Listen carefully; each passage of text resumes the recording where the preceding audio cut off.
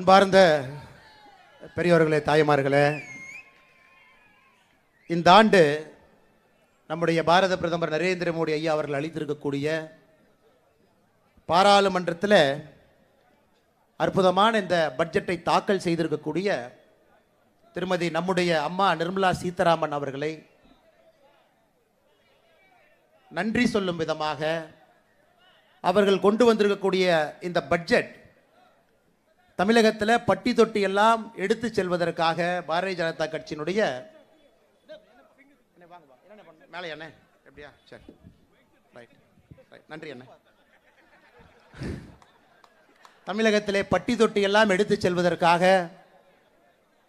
திருவான்மையூரிலிருந்து முதல் பொதுக்கூட்டம் என்று ஆரம்பிக்கப்பட்டு தமிழகத்தில் செய்திகளை உள்ளது உள்ளபடி தெரிந்து கொள்ள ரெஃப்ளெக்ட் நியூஸை சப்ஸ்கிரைப் பண்ணுங்க.